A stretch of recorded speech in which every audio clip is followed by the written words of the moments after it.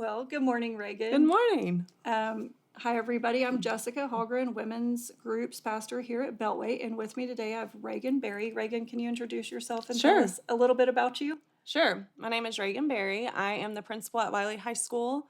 I'm married to Kyle, and I have 3 kids, a boy that's 11, a girl that's 10, and then another daughter that is 7. And I'm excited to be here with y'all. We're excited. So you're not just like, there's lots of principals at Wylie High School, Mm-hmm. but you're like the head principal. Yes. Okay. Yes, there's 4 assistant principals, and then I'm the principal. Okay. Mm-hmm. And can you tell me a little bit about like what that looks like? How do you interact with the other 4? So they're like over each grade, right? Yes. Okay. So the way every school has it structured differently, but the way that we have it structured is each principal is over a grade level for discipline and attendance and communication. And then I'm kind of over it all, do a lot of back end stuff and work with the teachers. We all work with the teachers, and the job is different every day. There's never a dull day. Yes. There's That's never a awesome. dull day at all. Well, what I love about Reagan, and part of the reason that I invited her to be a part of this, is that Reagan is very devout in her relationship with Jesus. And so, even as she is a principal at a school, and that's not necessarily a place that you can always talk about Jesus, I know that she is carrying that into the school. And so I know that there is a divine wisdom that God's giving her as she is leading the other principals, the teachers, and the next generation. And so you've been really a forerunner in really doing research and studying to try to help kids and help students with, I would say, like anxiety and depression and all the things. So just wanting to talk through that, some of the things that you've been studying and researching to really help our students. But starting off with the good, like what is something that you see in this generation that's just really awesome, really cool, that is such a blessing that could be an encouragement for people to hear? Yeah, I think this generation, they're world changers, to be honest. They've got access to resources that we never had access to. They know how to access resources that we would never know how to have access to, and they want to see change. And in their young minds, I don't think they always know exactly what that looks like, Right. but they know that they want to be world changers. And that is fleshed out really differently and sometimes really oddly, and then sometimes wrong, Right. because Yeah. it's teenagers wanting to make a difference, but they do have something within them. And I think it's because they are exposed to the entire world Right. through the internet and through technology that they see, ooh, I want that. And they do have a desire to want. I think where there's some lack is how. Like, Right. how do I do that in a way? But they do have the desire to want. And I think it's our job to try and steward that in a way that's for the kingdom. That makes sense. Mm-hmm. The other thing that I'm noticing, I have a teen. So Reagan has one of my daughters at her school, the other one's at the junior high, but so I have 2 teenagers. But I'm noticing that they want truth. Yes. And so with so much information, there's so many different things coming, and then they hear all the adults talking about this isn't true, that isn't true. And so how have you seen that played out in at the school? Like do you agree? Like they're wanting to know what is real. They want, just like all of us want to, they want to hold on to something.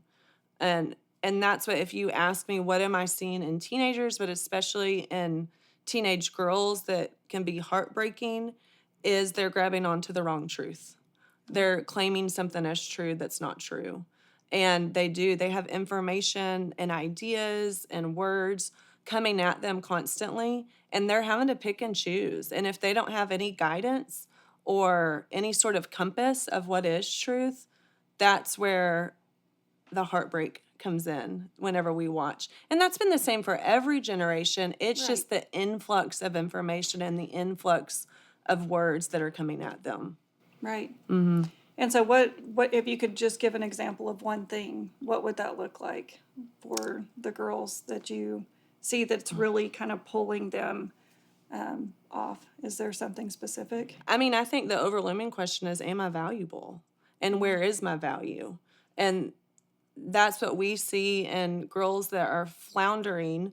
And there's a lot of causes to that and why they get to that place where they no longer know where they stand, what's value.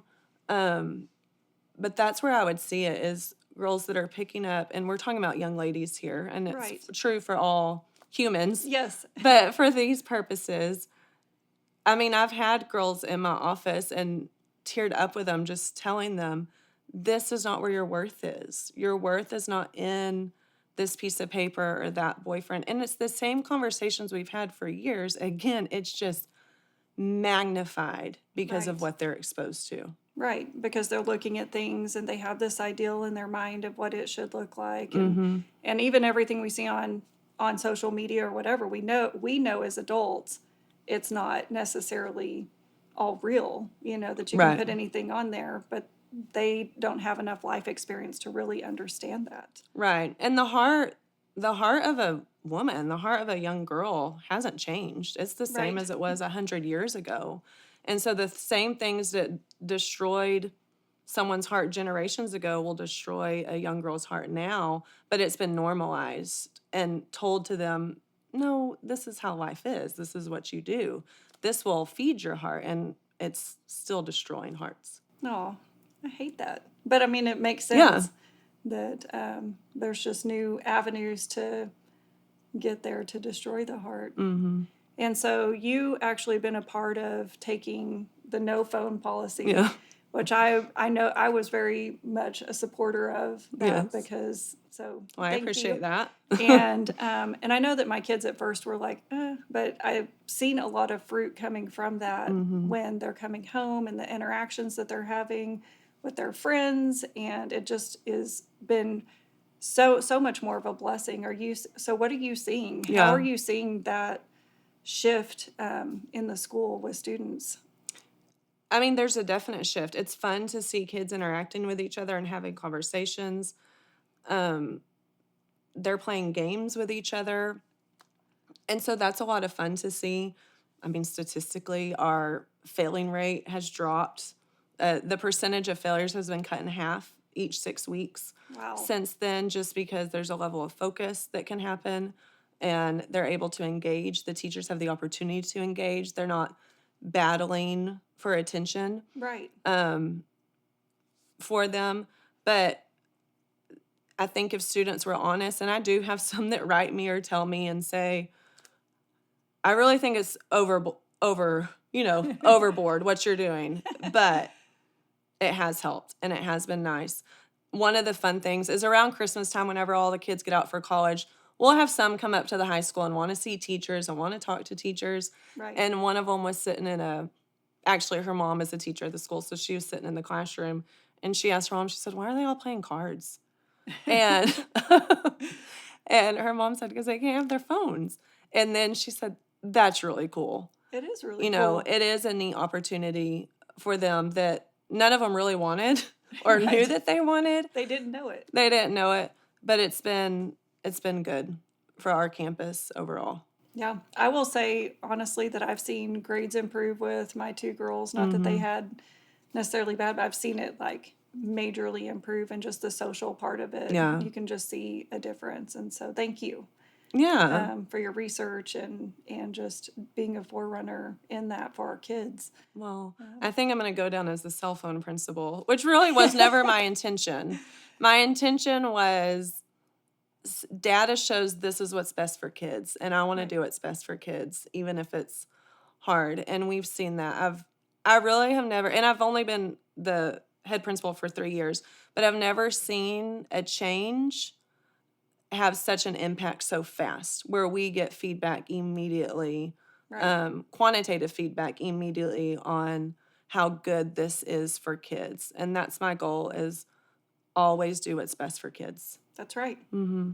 It makes me wonder, when are employers going to do that?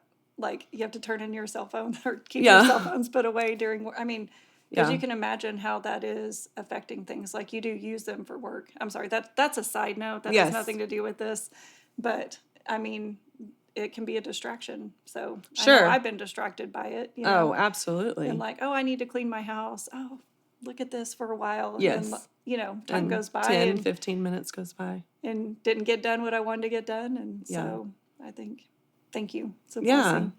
So if you're looking at this generation, Mm-hmm. what are ways and things that you see that we as parents, grandparents, and community can pray for them, pray for the teachers in the school, the administration, the staff, you guys? Mm-hmm. How can we pray for our kids, the next generation, and pray for you guys? I think pray for courage for, I mean, for students and for parents and for teachers. I think to have conviction and to know where that conviction comes from and then to step forward in courage. I will tell you, last spring, it was early spring, I think it was Jeffrey did a sermon on persecution. Yeah. And I would have never put myself in this category. But somebody from the congregation who is a parent also emailed me because she had heard what I was looking at. And she said, you need to know this is going to come with persecution. And she encouraged me, take steps, like continue on. Like that's how you know that if you're staying in tune with the Spirit, that's how you know you're doing what's right and you are going to be protected and you are going to be supported. And I did. I mean, I'm not going to say I was persecuted like Peter, like I would never say that. Thank goodness. But there were some attacks on me personally. There Right. was some backlash. And there still sometimes continues to be some. And I got told recently, we thought you could do no wrong until you ticked all those people off. That's it. But it's the right thing to do. And I spent a Right. lot of time with God. Like, if this is my own pride, if this is like, pull it away. Right. But otherwise, I want to walk forward with courage. And so I think students that are going to really dig in to see what's truth and to call truth out and to walk in truth, they need courage. Right. Teachers need courage. Teachers are exhausted. There's a lot coming at teachers right now, a lot coming at educators right now. And so to be able to have the discernment of this is where I need to put my focus, this is where I do need to have courage, Right. and maybe this is the minutia that I don't need to pay attention to. I think having discernment of where do I put my energy because there's so much coming at them. And then the same with parents. I think parents need to have really intentional conversations that maybe didn't used to have to happen Right. because your kids weren't exposed to some of those things. But that takes courage. It's uncomfortable to talk to a 10-year-old Right. about what they may see on their friend's phone. Right. That's an uncomfortable thing. And to know, like, well, I'm about to be exposing them to something they never even thought about before. Right. But to understand the gravity of those conversations and how important they are. And so to pray for parents to have courage and conviction and to ask for help, because it is a scary thing It is. of how do I have this conversation? And then to stand up to your friend's parent group, not necessarily in a manner that causes conflict, but if you know that phones, for example, if you know that phones open your kid up to a world of sin, Right. to an opportunity of sin, even if that was never their intention, if you know that, and even if all of your friends' kids have them, to be able to say, we're not doing that. Right. And that's what, when you read the research, they say if groups will stand together, it will change the culture. Because right now it's a lot of groupthink. And you take social media, you take Snapchat, for example. Right. Most parents don't want their kids on Snapchat, but then they'll say, but that's how they communicate. Right. That's the only way for them to talk to their friends. And you don't want to shut your student off socially at all. Yeah. And so having courage to stand together to make decisions so that you can give your child truth. Yeah, I've told my kids no Snapchat, that until they're paying for their own phone. Sure, yeah. That they can then make that decision. Yeah. But up to that point, I'm so sorry. Mm-hmm. And it's because just research and knowing what that could lead to, Yeah. that and their little undeveloped brains, that they could make a decision that they would regret. Yeah, and it's hard. Can't take back. So I'm like, And we're just not stepping doing into that it. right now. Our 11-year-old has a Gab phone, which is completely parent controlled, no internet, none of that. And he actually asked me last night if he could, because I get to put the numbers in, if he could put a friend's number in. And my answer was no, you can't. And that's hard. Right, that I is mean, hard. because that friend is sitting there with an iPhone and with free reign, and then he has to tell. I mean, that's somewhat embarrassing too. No, my mom won't let me put your number in. Right, That's hard, and so I think parents need to have courage and really have these conversations with each other. You right. know, Sit down and with the kids' friends groups and kind of how can we partner with each other to protect and preserve the purity in our kids right, and help them learn to utilize these devices that can be helpful, right, but how to utilize them in a way that is life-giving and doesn't necessarily pull them off in places we don't want them to go, yeah, which is scary. Because I'll never forget when my kids were little, they were watching some sort of a YouTube, and it was YouTube Kids, and I think it was My Little Pony. And I was cooking, and all of a sudden I like kind of pay attention, and it would switch off of the show, and something would come up that was scary. It wasn't like, sexualized or something, but it was really scary. right, And would scare and come off, and I was like, oh my goodness, you can't even do YouTube Kids unless you're previewing what they're going to watch, but then you can't control what's going to happen next. And so yeah, it's just, there's so little that we know, or with all the information and things out there, unless you're looking at everything, yeah, then you don't know what could pop up on a screen yeah, with your kids, or they could just be innocently searching something yeah. and something else could come up. So, Yeah. And that's what at the school we do a lot of education. We're pretty intentional in spending time and sharing these truths with our students too. And we have students get caught in things that you hear about on the news, and it's sad. right, And I don't want that happening in our school. I don't want our kids being exposed to that. And so if we can be proactive in educating them, and all that goes back to what is the truth? right, And I think that if we can teach our kids this is what truth is, biblical truth, right, but even this is a fake account, this is when we're talking about social right, media, but what is truth, I think, is an important lesson and something to teach our kids to ask themselves. I had a conversation with a teacher yesterday. I mean, what is the truth? What is the truth of your heart? And that's what you have to sit in. right, Is what is the truth of your heart? It doesn't matter what they're saying about you. We'll walk through that. right. But what is the truth of your heart, and really evaluate that. Right.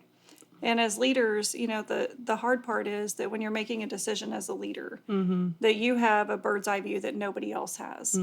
And so, even thinking about my leadership here, when they make a decision, I get the opportunity to choose to trust them because they have a vantage point that I don't have. So I don't really know or understand sometimes why, but I get the opportunity to trust that they know something that I don't know. Yeah. And so and it has always proven to be safe, Right. to come up under.